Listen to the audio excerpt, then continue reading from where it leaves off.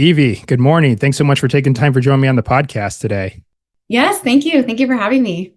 Yeah, I've been looking forward to this. You and I just connected recently, and one thing that kind of drew me to looking through your content and wanting to get you on the podcast is that you're covering a lot of adventures here in the state of Texas, and I'm kind of new to the state. I mean, well, I've been here for a year, but a lot of that was traveling elsewhere for work. So yeah, kind of tell us a little bit about like where you're from and kind of sort of I guess where you operate. I suppose I'll say. Yeah, absolutely. Well, so I actually have been in Texas since 2013. I'm originally was born in California, but I didn't grow up there. I actually moved from California to Saudi Arabia. I lived there for 5 years, and then from there moved to Kansas, and then from Kansas did my undergrad in Missouri, and then from Missouri to Texas. Um, and I love hiking. I love camping. I love outdoorsy stuff, and it is hard to do in Houston, obviously, because it's a big city.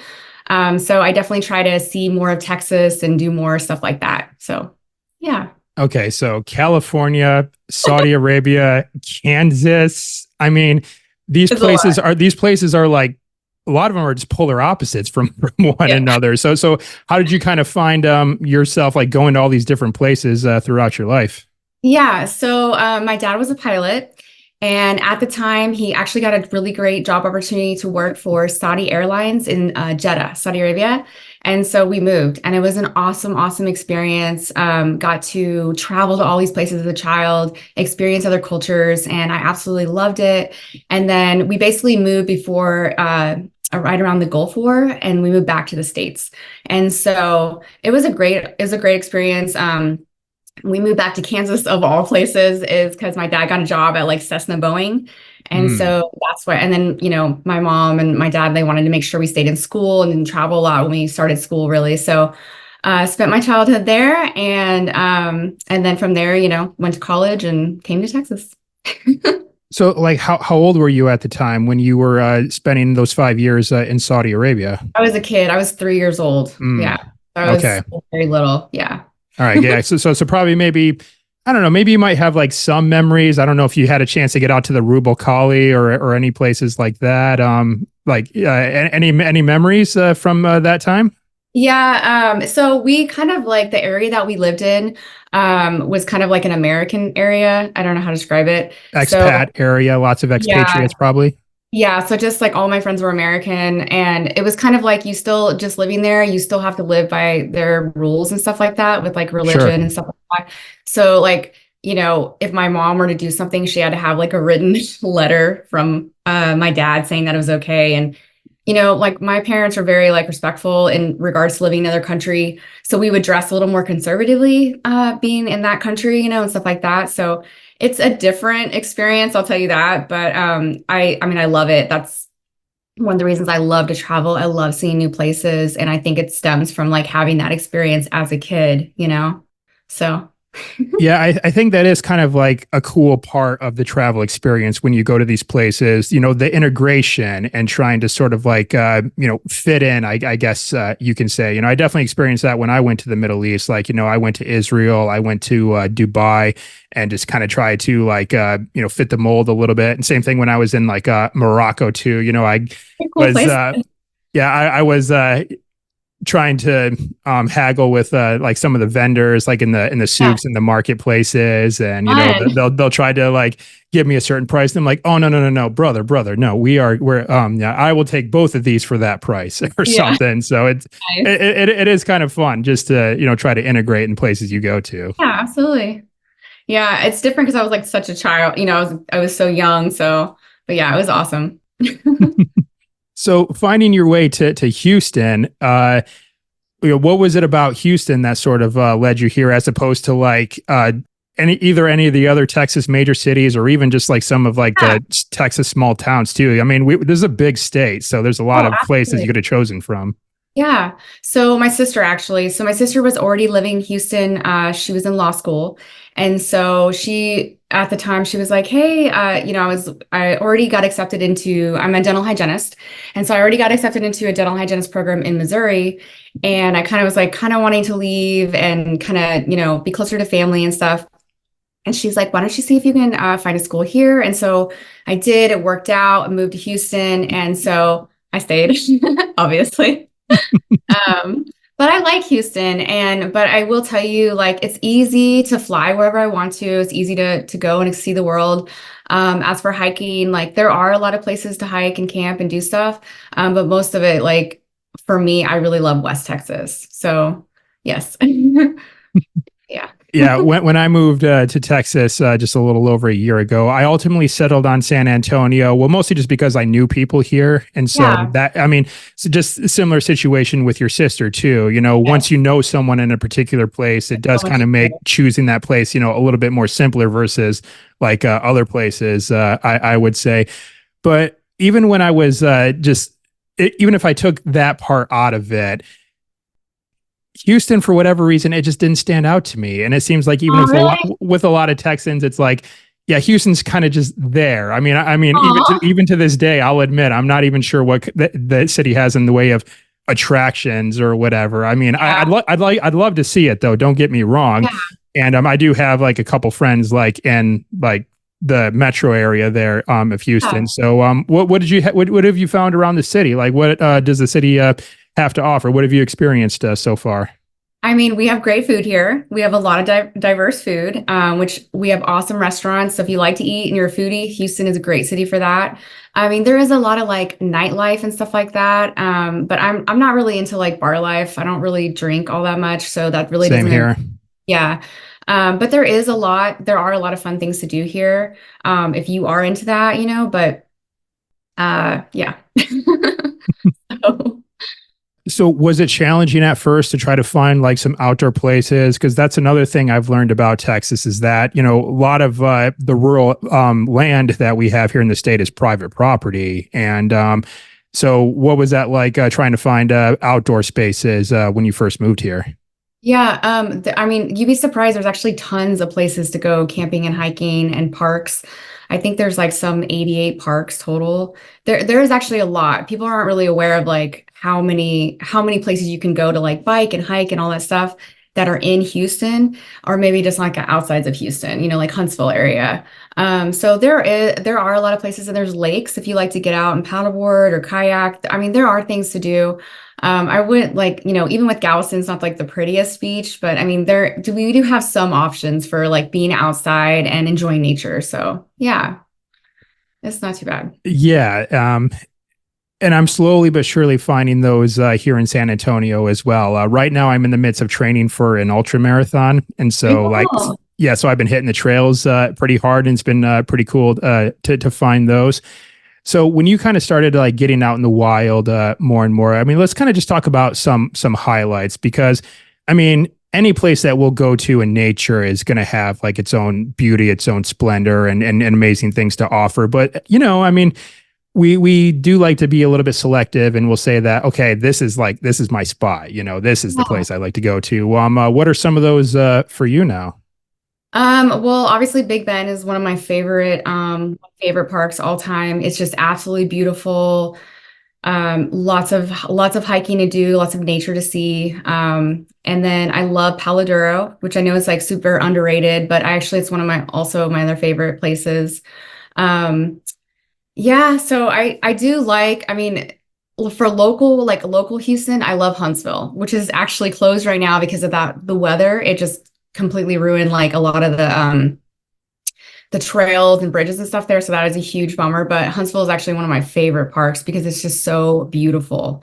And it makes you feel like you're not in Houston. It's very woodsy. It's just nice. It's really nice.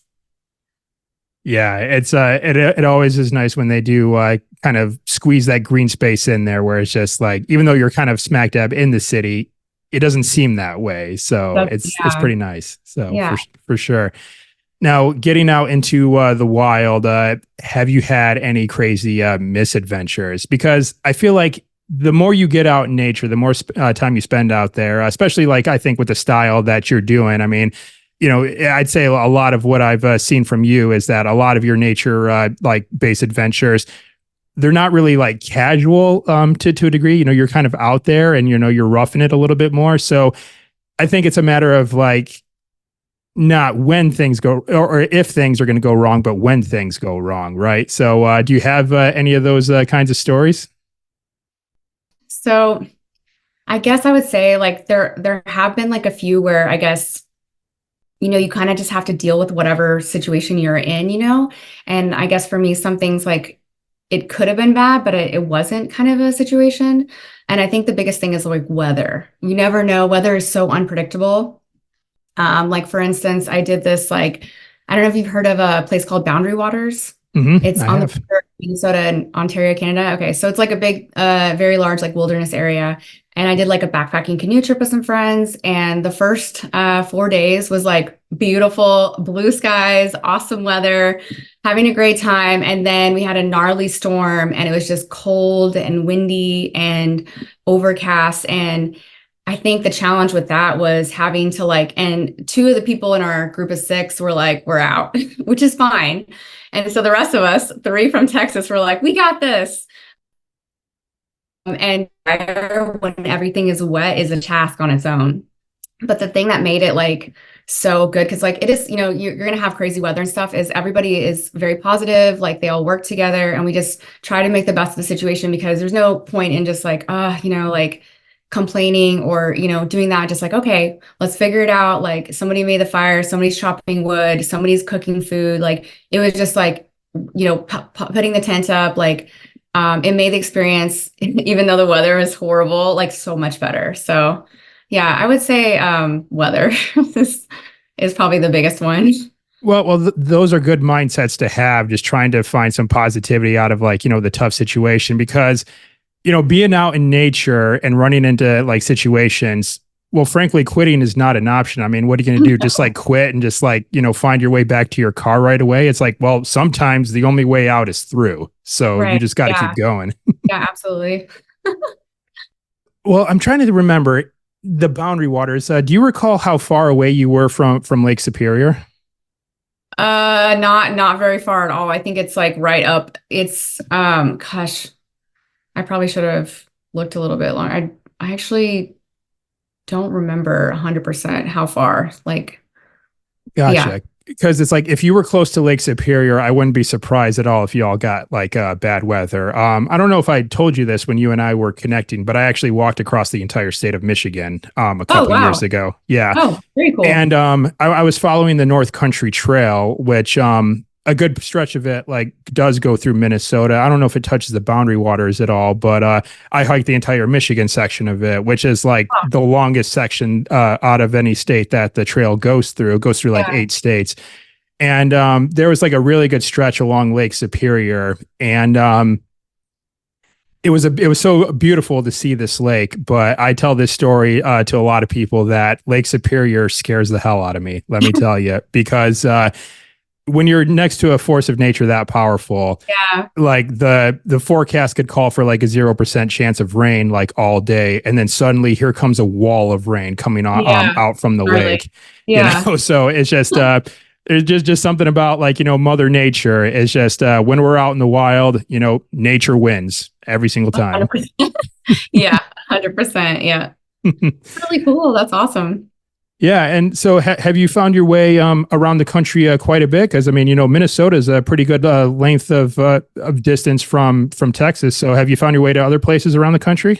Yeah, I've been all over the world. I've been to New Zealand, Australia, Peru, some of my favorite states, Alaska, Utah, Hawaii.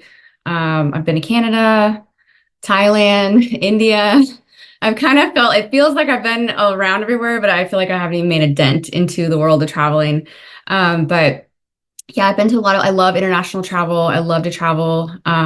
New Zealand is probably one of my favorite trips. It's actually where I did my first hike. So that was fun. And it really got me into like actually doing like actual hiking. So that's pretty special place. Was it kind of disappointing? Because like I haven't been to New Zealand yet, but I hear it's just basically like an adventurer's like paradise, basically. It's amazing. So hiking in a place like that for the first time, well, ultimately in the end, it sounds like it didn't ruin hiking for you when you decided to do it elsewhere, but it just is, I would imagine that not a lot of places after New Zealand has kind of measured up to it though. No, it really was like, so, New Zealand was my first like international solo trip, and it's an easy place to travel, just because everyone speaks English, so that makes it easy to kind of navigate. But no, the hiking, the weather for the first part of that hike was horrible. The first part of that hike, I was literally questioning hiking, like, why do people hike? Like, should I pursue this? Like, we had rain, snow, it was cold, it was like 25, 30-mile-per-hour winds. I was like, this is not fun. And then, like, and it made me question like whether I wanted to pursue hiking. And then we got to the summit because it's an active volcano. So when we got to the summit, it had these like very beautiful, like blue and green, like sulfur lakes. And it was like the sky just like opened up. It stopped raining. And I was like, okay. I was like, this is why I hike, for this moment right here. It's beautiful. And so like going through the not fun, like of the, weather and wind was horrible. And it was nice at the same time to like appreciate that, but no, every bit of New Zealand is gorgeous, but there are so many places. Like Alaska is hands down. Hawaii is incredible. Just, we're very lucky to live in the US. There's very, very beautiful places here. But yeah, no, I get what you're saying though. You're like over here hiking New Zealand, amazing. It's like coming down to Texas, but each place, like you said before, has its own beauty, so. Absolutely. And couldn't agree with you more about the United States. And, that's why I like to even tell some of my international friends, come here to the US because when it comes to nature, just about anything that you would hope to find, we have it here. Okay. If you want to slug it out in the swamps and see alligators, head down to the Southeast, head down to Florida. It's like if you want to go climb some crazy snow-capped mountains, head to Colorado, head to Wyoming or whatever. It's like, or if you want, to get really, really hot in the desert, not that I see why a whole lot of people would, but, go to our Southwest, go to Arizona, go to New Mexico. And, and then of course, like you're from California, if you want to see skyscraper trees, just head to California. Yeah. So yeah, just about anything that, someone would want to find in nature, we have it here. So that is one thing I really like about where we live. Yeah, absolutely. So like, what do you see, on the horizon? Is there anything like, we could maybe even look at this year, or maybe we can even look beyond. Like, what are some places that maybe you haven't been to yet that you'd like to seek out for yourself? Oh my gosh, so many places. I love, like you had mentioned Morocco. Would love to see Morocco, Japan. Would love to see that. Iceland. I would love to go back to Alaska because Alaska is huge. There are so many places I still want to see there. Gosh, where else? Vietnam would be cool. Indonesia. There's like I've only been to North Island, New Zealand. I haven't seen South Island. I've only been to 2 places in Australia. So like there's just so many places. Would love to see Nepal, the Himalayas. Like I can go on and on. So I'll stop. Yeah, well, I like that the first 2 that you listed was Morocco and Japan. Those 2 countries I'd say are probably tied for my favorite places that I've been to so far. Yeah. Well, Japan, especially for like the cultural aspect of it, it's just, the Japanese, amazing people. I loved getting to meet some of them and interact with some of them because they were incredible. And the food, my gosh. Okay. So funny story. Typically, if I have food that's from a particular country and I actually have it in that country, it's like it's hard to get back stateside because it's just not the same. I felt that way when I got hummus in Israel, and then I came back here. I just couldn't buy store-bought hummus anymore. It just wasn't the same. But sushi, however, it's like, yes, it's amazing in Japan, but I will still demolish some sushi here stateside too. So so Japan is absolutely incredible. And of course, like when you see these castles that are like centuries old, and then it looks like they take such good care of them. They look like they could have been built yesterday, That's awesome. And then if you're going to go to Morocco, the Atlas Mountains, amazing. And then, of course, riding camels in the Sahara was just absolutely incredible, too. So, I'd say if those 2 are on your list, go to them. Nice. So, like, ultimately, like settling down here in Texas, and I don't think I've actually asked this question to any guests, but it was kind of funny. I had a little girl asked me this not too long ago. she asked me, if you could live anywhere in the world right now, where would you want to live? And honestly, I didn't know how to answer that question. It's like, well, I live in Texas, so I guess maybe Texas, I suppose. But now she really got like the gears turning in my head. So I'm going to turn this on you now. And it's like, Okay. if you could live anywhere in the world right now, where do you think you'd want to? Gosh, that's a hard one. There's so many amazing places. Uh, Man, that's a tricky one. I would have to say maybe probably New Zealand. Probably New Mm. Zealand, yeah, because there's just so many things you can do and you literally have everything. So yeah, I would probably say New Zealand. Yeah.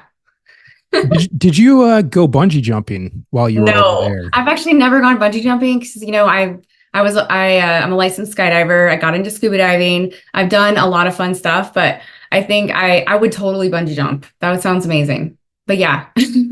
Yeah, it's well, I did bungee jumping before I went skydiving. So I don't know if that's like a progression necessarily, like, where it's like you do one before like the next one. Like, I mean, obviously skydiving would be the more epic of the two, I'd say, but then I don't know, it is kind of weird having this thing strapped to your feet, or if you're wearing like, the full back harness. Yeah. I actually did bungee jumping 4 times now. Very cool. And the fourth time I did it, this was at a place in Las Vegas, and I don't know if it's there anymore, but they kind of got to know me a little bit, and they're like, "All right, Josh, for your fourth jump, do you want to try a stunt?" And I'm like, "Yeah, okay. What do you got?"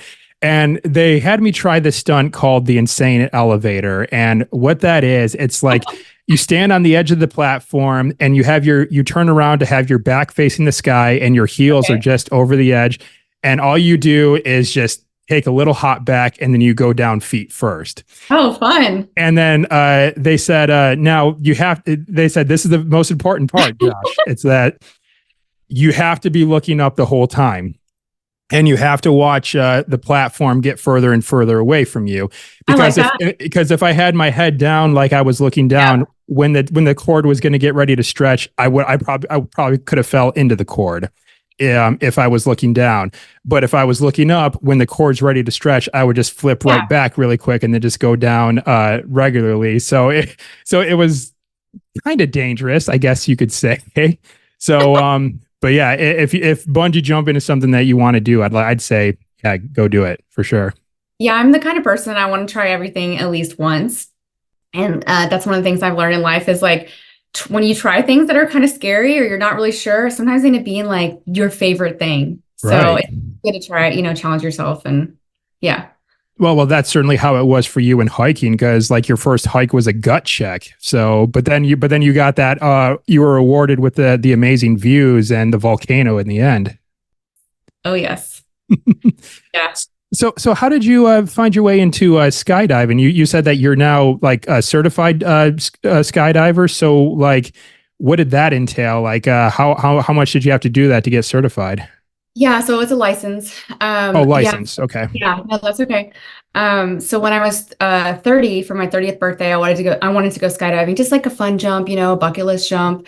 Didn't think I was like actually gonna love it and like, spend the next 8 years skydiving, but whatever. Did the jump, loved it. And just the more you jump, the more fun it is. You get to learn about things and how to fly your body. And the people in the sport are amazing. They're super fun. And I loved it. I got up to like 645 jumps. So got my Really?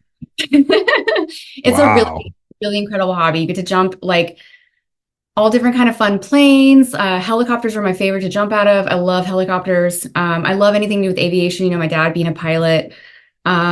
Just skydiving is such a fun sport, but it's also a very unforgiving sport. So unfortunately, yeah. So you usually end up with some kind of injury. So you hope it's an easy injury.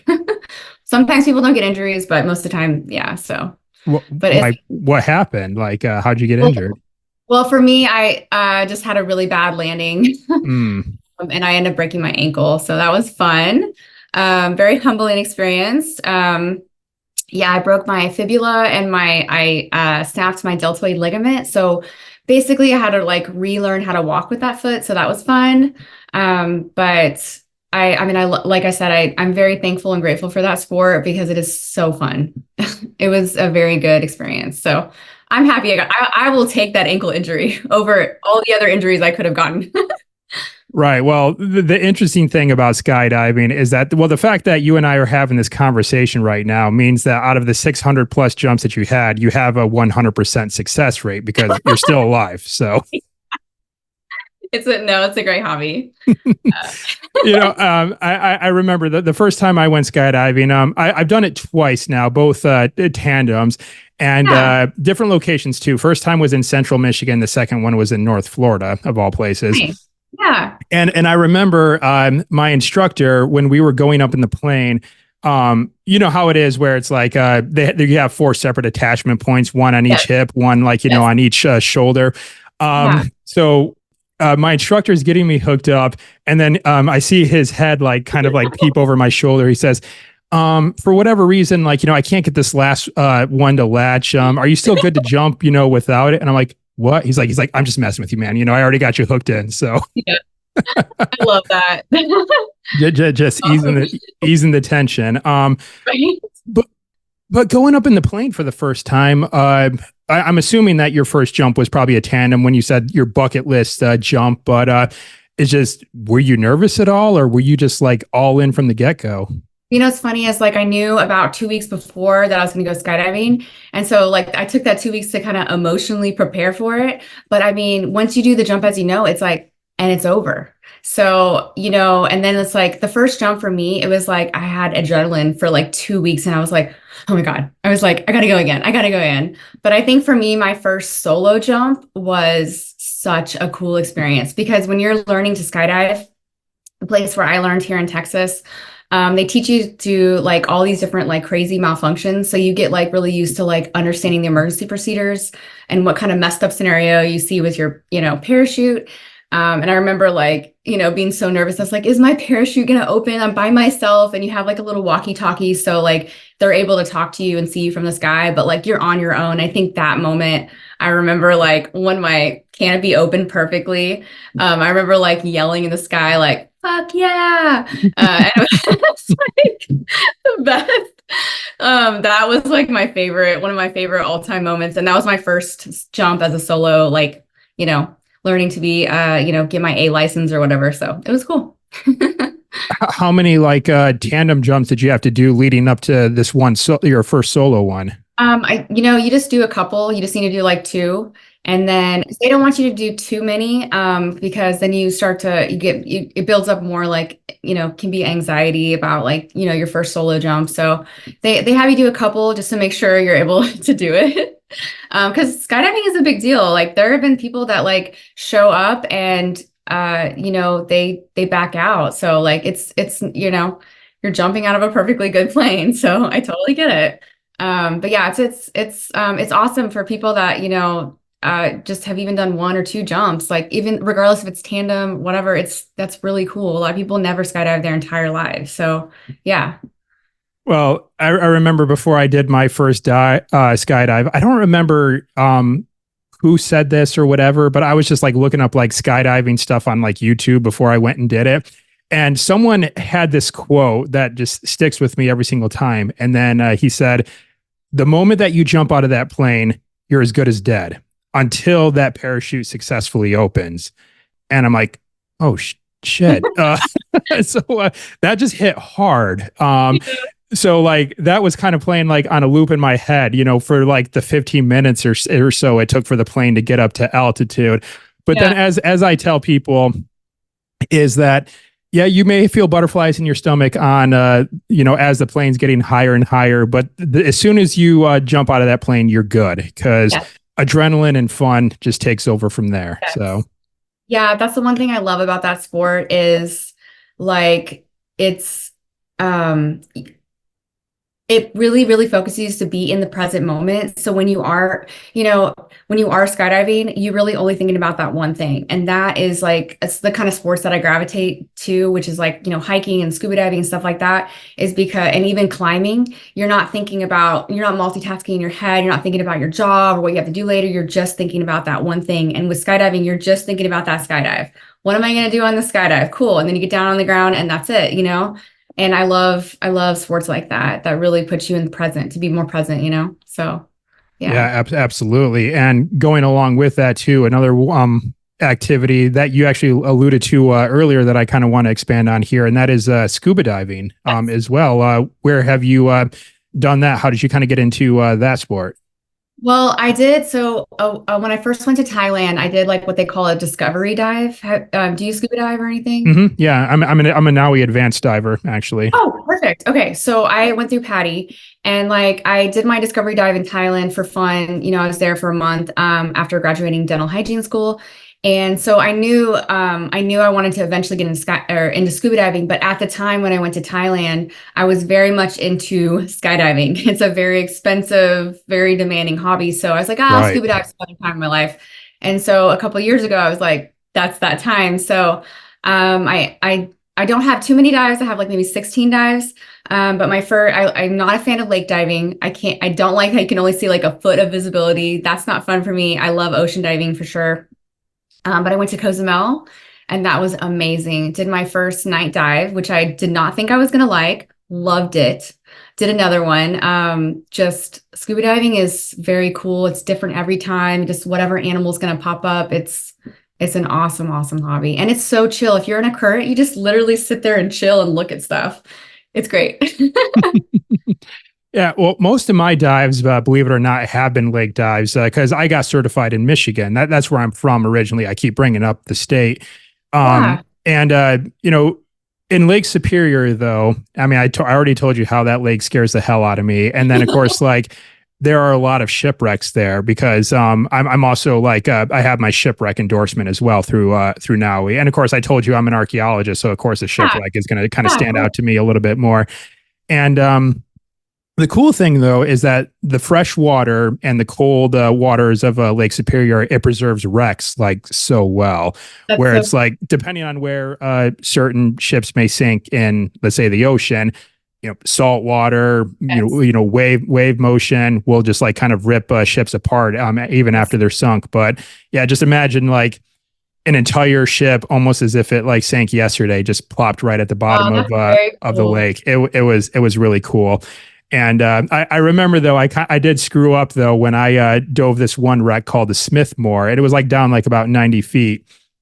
The captain of our boat, he said, "Now when you all see this ship, you're gonna get like really really excited just by the way it looks, but you got to like hype yourself down, otherwise you're going to like either start breathing a little bit too heavily, or you're gonna probably just do like reckless actions." And that's exactly what happened to me. As soon as I saw the ship, I'm like, oh my goodness. And then I wanted to just like swim and explore, but I ended up getting away from my dive partner and Oh, wow. I ended up kicking up a lot of like loose sediment and I couldn't see very well at Oh my all. gosh, that's And scary. yeah, and so like with the water pressure being down that deep and not being able to see, I'm breathing more erratically until my dive partner taps me on the shoulder, and then I was able to kind of collect myself again. But it's just like, That's scary. yeah, it was a little bit scary, but it's just it seems like in scuba diving, especially if you see it in like the movies, it's like people just jump in the water and just like go. But it's like, man, there was a lot to that though. That's one of the most like complex activities I've undertaken so far. And you have to have a dry suit, right, for that? Or I no? had a 7 millimeter wetsuit, so Oh, okay. I got pretty I had a pretty heavy wetsuit on. Okay.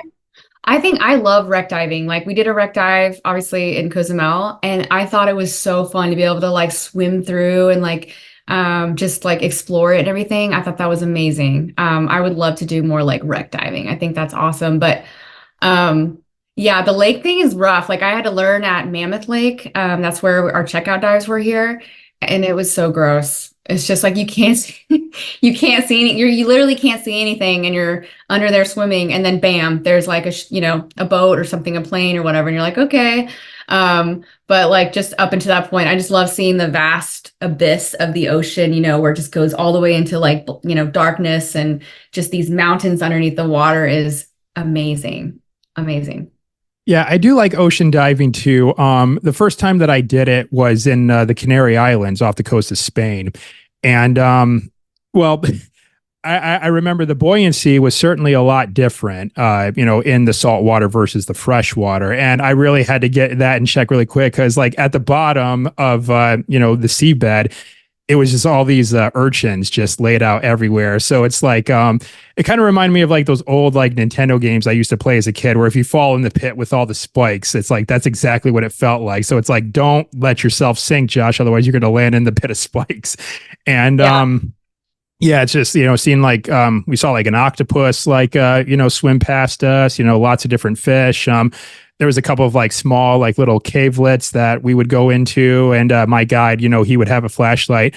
Unfortunately, though, I did get stung by an anemonia. So that kind of sucked because that jacked my hand up a little bit. But, Yeah, I was going to say, I actually ended up stepping on a sea urchin when I was traveling in Hawaii. That was the most painful thing I've ever experienced in my life. Getting the spines out, horrible. Worst thing ever. Yeah, well, I'm just glad that out of all the times I spent in the ocean, I haven't made contact with the jellyfish yet. So oh yeah, that would not be fun. Yeah, those are gnarly things. I mean, I've seen them, in the water, but no contact, thank goodness. So, and fingers crossed, it stays that way. Okay, so you've had adventures in the air, you had ventures on the water and ventures on land. You kind of sound like, a Navy SEAL, pretty much is what you sound like. But it seems overall though, you are most it seems like terrestrial adventures are kind of your most favorable. At least that's what you center a lot of your content around. Like, would that be accurate though, that you'd say you still prefer land more than anything else? Man, yeah, probably.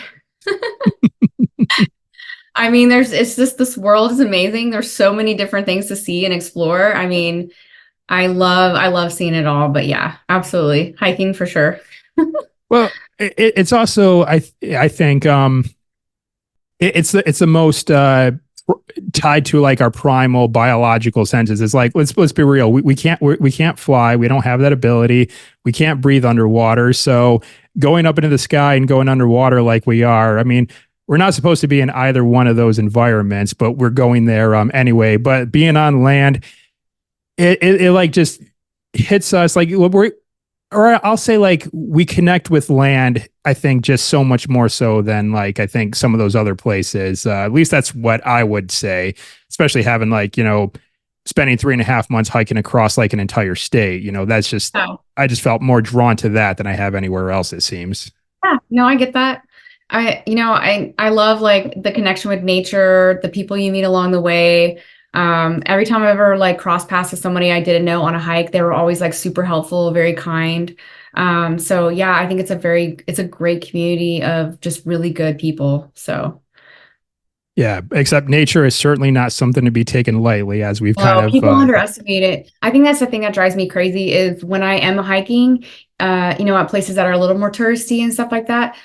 The lack of prep that people have, no water, no food. Sometimes they're wearing like just not prepared. And I was like, oh my God, like it's just very frustrating. It's like not even water, not even a water bottle. It's like nuts to me that you're gonna attempt this hike and just not have any idea. So that drives me crazy. Yeah. And when I was going across Michigan, some of the comments that I got from some people was just like, oh, it must just be amazing to be out there that long and getting to harmonize with nature like you are. And I'm like, harmonize? I don't know what you're talking about. It's just like, there's beauty in nature. I'll certainly give it that, but it's just harmony. I don't know. It's just what I've kind of noticed from nature is savagery more than like harmony. Cause it's like, let's be real. If I were to have died out on the trail, no way is going to be pleasant out there. It's just like, I'm either going to starve to death or I'm going to die from the elements or I'm going to die through violence. and neither one sounds good. It's like I don't think there's any animals out there that die of old age, and live like a full life. So That is true. Yeah, no, I get that. all right. So, but even still, like, yeah, it's definitely great to get out in nature, and then like you said, there's a good community around it too, and that's kind of sort of what you're doing, like as a business now too. You are actually leading people, like out in the wild. So, can you tell us a little bit about that venture? Yeah, of course. So I'm single, and so yeah, most of my friends are either married or they have kids or they're just busy with their own lives. And I actually don't have a lot of friends that like tent camping. I have some friends that like hiking, but not so much camping. So I have a hard time trying to find more outdoorsy people to like go do stuff with. And so I originally like wanted to go to Big Bend and I didn't want to go by myself. And so I posted on like a Facebook outdoorsy group and just honestly just trying to find like a few more people. I was like, because I really want to go to Big Bend. It was very remote. I didn't really want to go by myself. And so many people signed up for it. And I was like, okay, did a little more research, did this, did that, and put together an event. And it was so successful. And I was like, you know what? I was like, and so many people, I got so much feedback from people for the multiple events that I've done. Like, thank you for putting this on. Like, it's so nice to be able to get out and like do stuff. And like even people that are like kind of new to like hiking, they're not really know where to start. And it's a lot more comfortable to go with people that like already kind of know. And so that was like awesome. And I met a lot of awesome people. And so I wanted to like create more events, especially for people that are single, because I do feel like there is a need for like those people. They're so independent. I do hikes and camps and travel and stuff all by myself, but it's more fun to like go together with people. It's like that experience, those moments around the campfire and hanging out and get to know each other and like sharing stories, travel stories. There's just so much stuff you can learn from other people and grow. And so I want to find those people and put them together and keep making trips and like encourage people to like really get outside and yeah, in a safe environment, obviously. Excellent. So, what do you have on the horizon for this year? Do you have any like group trips that you're planning at the moment? Yeah, so I have a few, but the most recent one's actually going to be in October.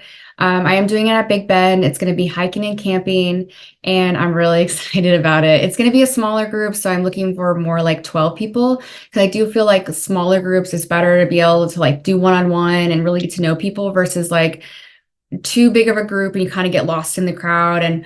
And so yeah, I'm really excited about it. It's gonna be really fun and lots, like I said, lots of hiking, tent camping, all the good stuff, campfire, just all the classic stuff. Connecting So through nature. Right on. Awesome. So, like, if someone did want to come out and attend a trip that you have, like, how can they do that? How can they connect with you to be a part of it? yeah, absolutely. So I'm pretty active on Instagram and Facebook, but I have a website. I just haven't published it yet. So hopefully it'll be websites are a lot of work. Yeah, I know that So I feeling. have, oh my gosh, so much work. And so it's basically almost done. I'm just waiting on a few more things, but I'm going to have it to where all they can go right to the event page. They can see what the event's about, and then they can sign up there. So it'll be super easy. I just need to publish my my website. All right. Well, I'll certainly get your social media linked up in the show notes for this episode, and you and I will just be in touch. So when you do launch your website, I'll get that attached and linked up in the show notes as well. All right. So as we kind of start winding down here, Evie, another thing that I like to ask my guests to do is to issue a challenge to our listeners because stories are great, information is great, but all that stuff is just potential. Like you have to take that potential and put it into action to go out and do amazing things in life. So with that, what challenge would you issue to our listeners today or viewers if anyone's watching us speak on YouTube for them to go out there and start living a more adventurous life? Yeah, I love it. I love that question. Okay, so I would say like I'm not saying like go out and do a skydive or bungee jump or whatever, but I would say start with something that feels a little scary to you, feels a little uncomfortable. And it could just be something simple as like going to do a hike by yourself, but challenge yourself because I do feel like that's where the best moments, like my top 10 moments of my life happened because I did something that was a little bit like out of my comfort zone. So I think that would be something, because everyone's going to be different, right? On their how big their comfort zone is. So I feel like starting there, just start to do something that you're like, "Oh, that seems kind of scary. Do that."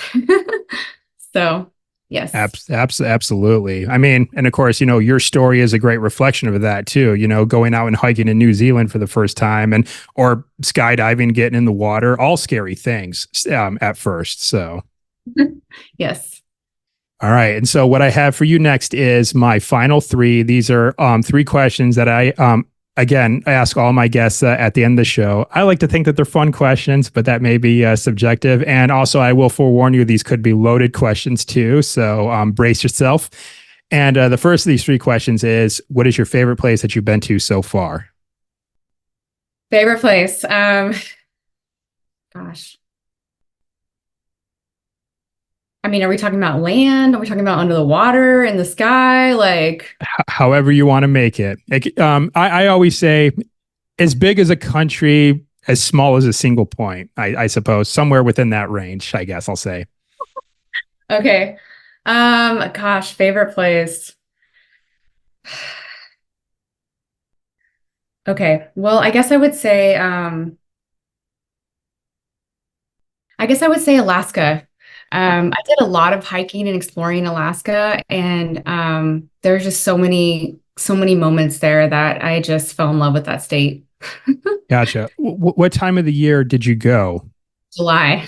Okay, so you got like the really, really long days. I mean, Yes. because doesn't the sun set at like 10, 11 o'clock at night in the Yes. summer? And yes. And you know what's crazy? I would be literally hiking and I'm like, oh my God, it's 11 o'clock at night. I was like, what am I doing? I was like, I gotta get home. Like, I gotta get back to my Airbnb. Like, this is because you just forget because it's so like, daytime, it doesn't get dark there.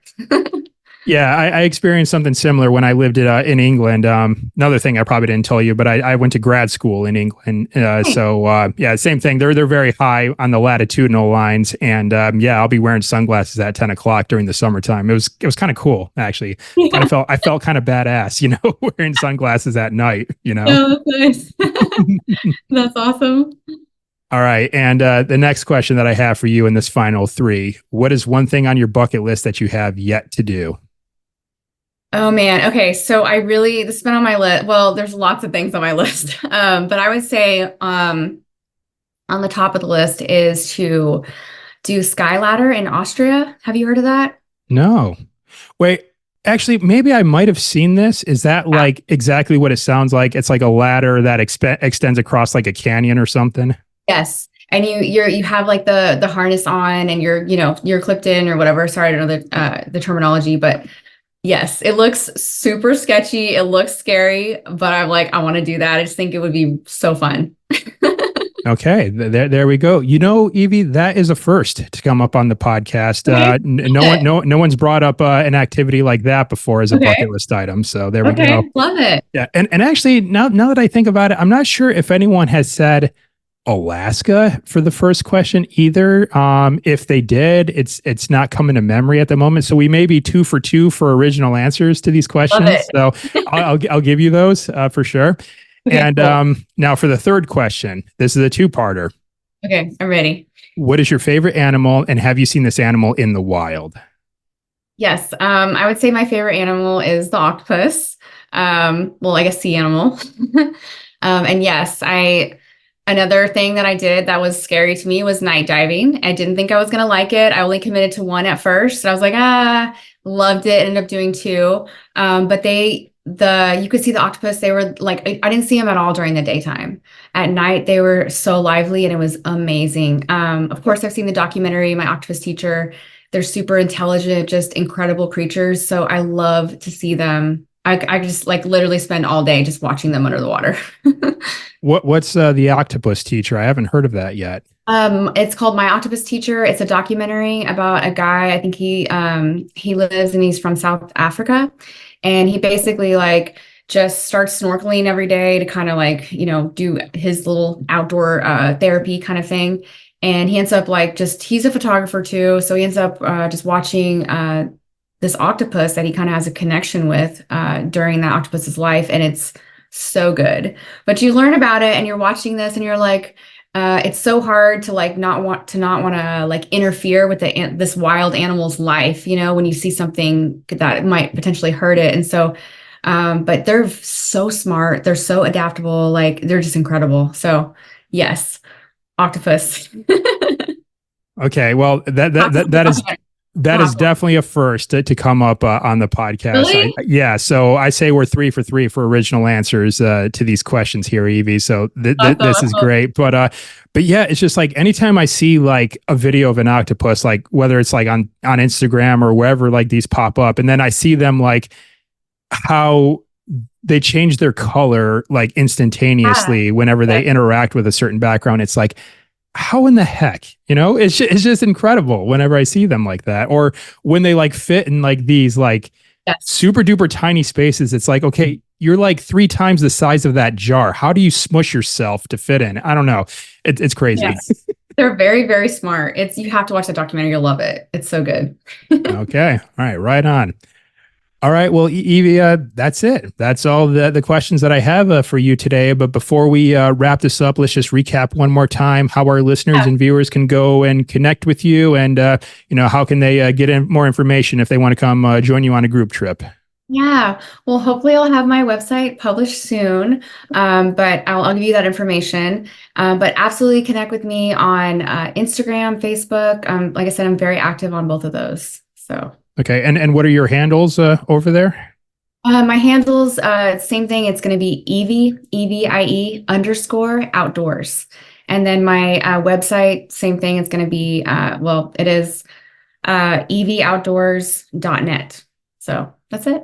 Okay. Yeah. All right. And like I mentioned, I'll get all those linked up in the show notes for this episode, or if we have viewers watching the video on YouTube, they can find it in the Yeah. description below. So quick and convenient to go click and find everything. So.